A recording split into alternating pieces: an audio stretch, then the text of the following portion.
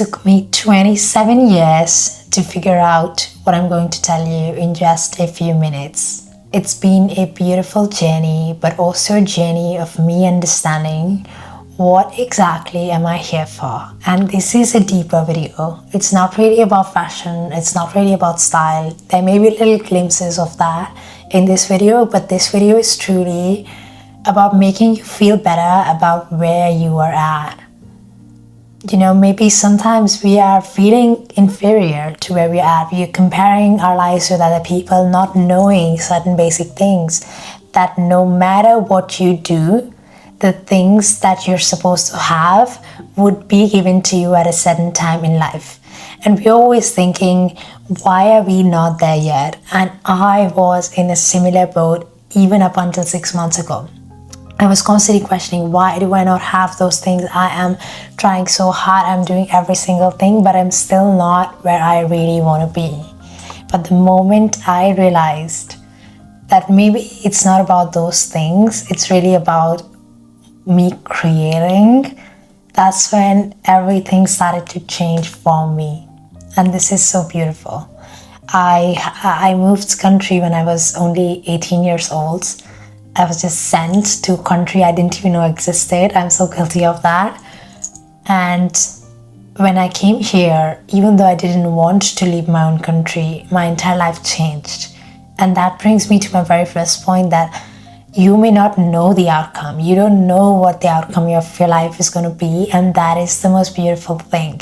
You may want a whole bunch of things, but what if those whole bunch of things are not going to take you to where you're meant to be, to the heights that you're meant to go for, because you're so attached to those things. Maybe you don't even know how far you can go because you're so attached to those certain things, that small bird's eye vision that you have. You're not looking at the wider picture, you know. So this is really beautiful. The moment I understood that moment when I was 18 and I was just in this foreign country and I didn't picture myself to be here, that's when I realized that, oh my God, there are things that I don't know. There are things that would happen outside of my control, and it may not be the things that I want, but they would be better for me. And this would be the message that I have for my 18-year-old self, that let go and let God. Let God take you to places where you are not picturing yourself, because that's where you're going to unlock the version of you who you didn't know existed. This is so deep, this is so esoteric, but I love these things, and I wish I found this when I was 18 years old, when I was trying to find who I'm meant to be. I was dealing with so many insecurities, I didn't know where my life is headed, all of those things. I wish I was able to find this information back then, that if I just let go and let God, things would unfold. My destiny would unfold. You know, where I'm supposed to be would happen the moment I let go. And this is the most beautiful lesson that life teaches us. Maybe you found your soulmate and you married them, but then you realize that, oh my God, that wasn't really right for me. And then you leave and then you find yourself.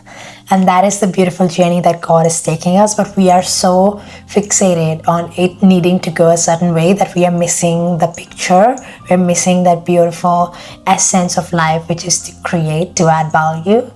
And this is the year that really taught me that. I have been working 12-13 hours every single day this year, and I really realized that lesson during those intense periods of me going to my 9-to-5 job, coming back, going to live events, creating videos, creating content, running my own live events, sometimes even making losses, making profits, finding clients out of nowhere. All of that happened this year, me spending so much on business coaching, only to learn the lessons now. After having spent almost over 3,000 euros on business coaching, I learned the lessons now, because at that moment I didn't have the consciousness to learn those lessons. I was not aware of that, and now I finally understand what my coach was trying to teach me, finally.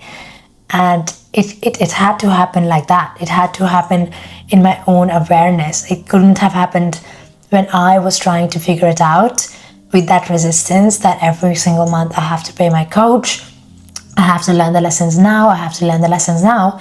In that moment, I wasn't really learning those lessons. It was when I truly had to let go of the business coaching and go on my own for a little bit that I understood. And do I have everything that I want now? No. If I was to say I have everything that I ever wanted on my vision board and I am fully satisfied with all of the things that I want, no, I still have goals. I still have things that I would want, but I want them from a very different place. I used to want those things from lack and comparison. Now I want those things from knowing that I would get it at the right time. And that is a completely different perspective.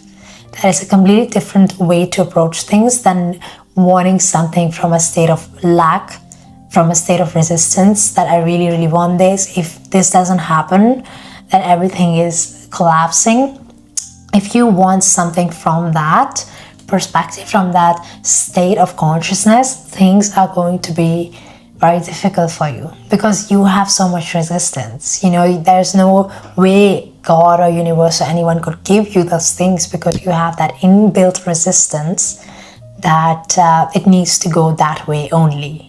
There are so many instances in my life when I got the thing with least effort. There's so many things. When I moved abroad, that was not really in the picture. I wanted to go to the best engineering college in India. That did not happen, and I ended up moving continents, and now I'm in Europe, and it was just beautiful, the journey I have had for the past 9 years nearly.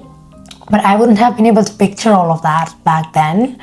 I didn't have the consciousness to do that, but it unfolded. Similarly, for everything that I've received, I entered Miss Universe very randomly. I ended up getting this job that I have, the 9-to-5 job, also pretty effortlessly. I have worked with so many big tech companies as well.